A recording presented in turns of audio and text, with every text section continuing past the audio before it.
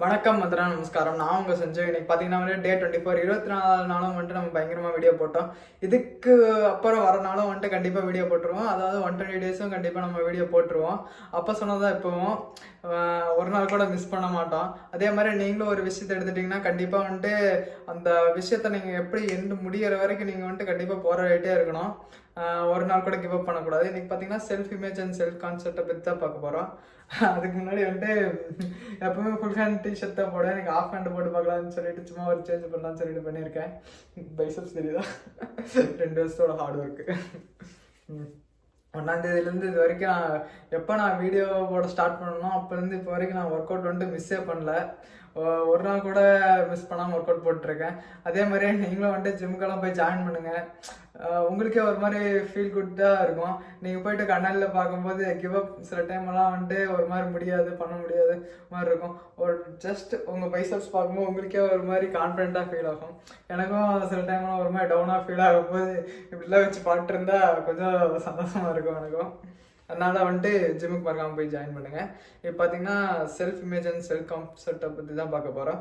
Self இமேஜ்னால் ஒன்றும் இல்லை, நம்ம எப்படி நினைக்கிறோங்கிறது இருக்குது.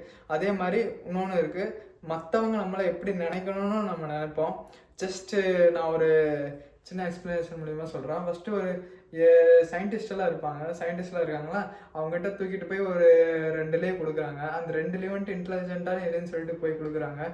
அவங்களும் அந்த இன்டெலிஜென்ட்டான எலின்னு சொல்லிட்டு அந்த நிறையா அந்த டாஸ்க்லாம் வைக்கிறாங்க, அது எப்படி போய் பர்ஃபார்ம் பண்ணுதுன்னு சொல்லிட்டு. அதே மாதிரி வந்துட்டு பயங்கரமாக பர்ஃபார்ம் பண்ணிடுது. பட் பார்த்தீங்கன்னா வந்துட்டு அந்த கொடுத்த 2 எலியும் வந்துட்டு நார்மலாக தெருவில் போகிற எலி தான் தூக்கி கொண்டு போய் கொடுத்துட்டாங்க. அவங்களும் அந்த டாஸ்க்கெலாம் பர்ஃபார்ம் பண்ணுறேன். எப்படிடா இப்படி வந்துட்டு அது நார்மலாக எலி தானே, சயின்டிஸ்ட் கொடுத்தோன்னா எப்படி பர்ஃபார்ம் பண்ணுதுங்கிற மாதிரி மறுபடியும் ஒரு 2 எலியும் தூக்கி கொண்டு போய் கொடுத்துருக்காங்க.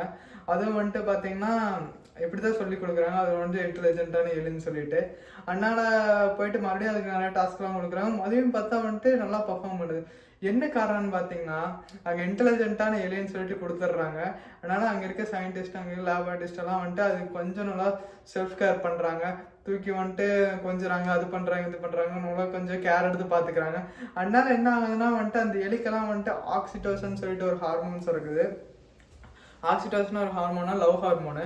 அது சுரக்கும் போது வந்துட்டு அது ரொம்ப கம்ஃபர்டபுளாக ஃபீல் பண்ணுது, இதாக ஃபீல் பண்ணுது. அதனால என்ன ஆகுதுன்னா வந்துட்டு அதோட இன்டெலிஜென்ஸும் அதிகமாகுது. அதே மாதிரி நம்ம வந்துட்டு நம்ம செல்ஃப் கான்செப்ட், செல்ஃப் இமேஜ் வந்துட்டு டெவலப் பண்ணணும்னா நம்ம வந்துட்டு எப்படி இன்டெலிஜென்ட்டாக இல்லை நல்லா ஒர்க்லாம் நம்ம பெர்ஃபார்ம் பண்ணணும்னா, நம்ம சின்ன வயசுலலாம் வந்துட்டு நீ வேஸ்ட்டாக போயிடுவ, நீ இப்படி இருந்தால் விளங்க மாட்டேன்னு சொல்லியே நம்ம மைண்டு ஃபுல்லாக வந்துட்டு ஒரு மாதிரி நம்ம அப்படிதானோ அப்படிங்கிற ஒரு கட்டத்தை நினச்சிருவோம். நம்ம ஒரு தடவை இன்னொரு தடவை சொல்லிகிட்டே இருக்கும்போது நம்ம வந்துட்டு மைண்டில் அப்படியே செட்டில் ஆயிரும். அதே மாதிரி நீங்கள் வந்துட்டு இன்னொருத்தங்களை ஸ்பெஷல் சொல்கிறதுனால அவங்க ஸ்பெஷல் ஆக மாட்டாங்க. நீங்கள் ஸ்பெஷல் நினைக்கிறனால தான் அவங்க ஸ்பெஷல் ஆவாங்க.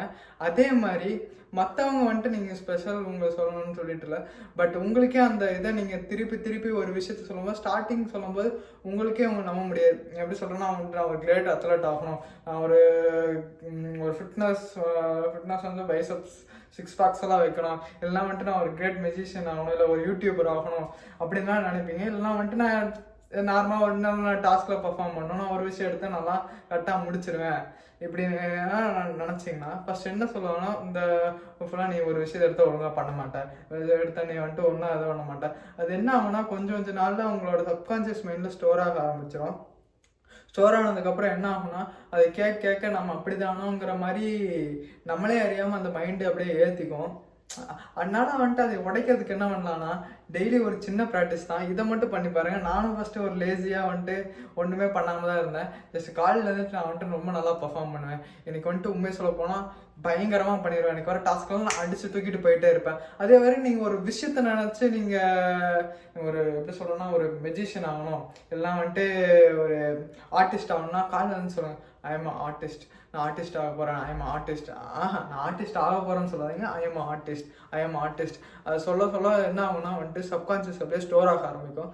ஸ்டோர் ஆனதுக்கப்புறம் ஒருவேளை நம்ம ஆர்டிஸ்ட்டோ அப்படின்னா வந்துட்டு காலையில் ஈவினிங் வந்துட்டு நைட்டு சொல்லிகிட்டே இருக்கும்போதுல நம்ம ஆர்டிஸ்ட்னு சொல்லி சப்கான்ஷியஸ் ஸ்டோர் ஆகும். நம்ம ஆர்டிஸ்ட்னா என்னென்ன வேலை செய்வாங்க, ஆட்டெல்லாம் எடுத்து வரைவாங்க, ஆட்டெல்லாம் எடுத்து பார்ப்பாங்க. அப்போ வந்துட்டு நமக்கெல்லாம் வந்துட்டு நம்ம ஆட்டெல்லாம் நிறைய வரைய ஆரம்பிச்சிடும். இதுதான் கணக்கே வந்துட்டு. நீங்கள் உங்களை ஒரு விஷயம் சொல்ல அது சப்கான்ஷியஸ் ஸ்டோர் ஆயிரும். நீங்கள் வந்துட்டு ஒன்று ஒன்று சொல்லி பாருங்க, நான் வந்து ரொம்ப பயங்கரமாக பெர்ஃபார்ம் பண்ணுவேன், வேற லெவல் பெர்ஃபார்ம் பண்ணுவேன் அப்படின்னு சொல்லிட்டு ரெகுலராக வந்துட்டு சொல்லிகிட்டே இருந்தீங்கன்னு வச்சுக்கோங்களேன், ஒரு கட்டம் கண்டிப்பாக நீங்கள் பெர்ஃபார்ம் பண்ண ஆரம்பிப்பீங்க.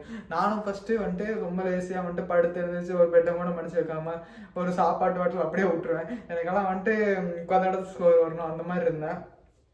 பட் ஆனால் இந்த விஷயத்த நான் ப்ராக்டிஸ் பண்ணேன். எதுவும் இல்லை, நான் வந்துட்டு நல்லா பெர்ஃபார்ம் பண்ணுவேன், நான் ஒரு ஹை பெர்ஃபார்மர் இருந்தால் சொல்லுவேன். ஏன்னா நம்ம ஜஸ்ட் பெர்ஃபார்ம் பண்ணாலே போதும்னு சொல்லிட்டு எனக்கு பொறுத்தளவுக்கு எனக்கு இந்த ஒரு விஷயம் வந்துட்டு ஒர்க் ஆச்சு. நீங்கள் வந்து சும்மா ட்ரை பண்ணி பாருங்கள், ஜஸ்ட் ஒரு 21 days ட்ரை பண்ணி பாருங்கள், மாறலன்னு நினைக்கிறேங்க. ஆனால் வந்துட்டு நீங்கள் பண்ணுற விஷயத்த உங்களுக்கு தெளிவாக இருக்கணும். நீங்கள் என்னவா நினைக்கிறீங்களோ அதை வந்துட்டு நீங்கள் திருப்பி சொல்லிட்டு இருக்கோம். ஒருவேளை நான் ஒரு டிசிப்ளினான பர்சன்னா ஐ எம் டிசிப்ளின் பர்சன் ஒரு 3 டைம் 4 டைம் நீங்கள் வந்துட்டு எந்த அளவுக்கு லவுடாக சொல்கிறீங்களோ அந்த அளவுக்கு வந்துட்டு சப்கான்ஷியஸில் ஸ்டோர் ஆகும். இது வந்துட்டு டெய்லி ஒரு 21 days மட்டும் நீங்கள் ஃபாலோ பண்ணி பாருங்கள், கண்டிப்பாக சேஞ்சஸ் தெரியும். எனக்கு சேஞ்சஸ் அந்த ஏற்பட்டிருக்கு. எனக்கு அந்த சேஞ்ச் ஏற்பட்டனால தான் என்னால் இங்கே ஒரு வீடியோ போட முடிஞ்சிச்சு.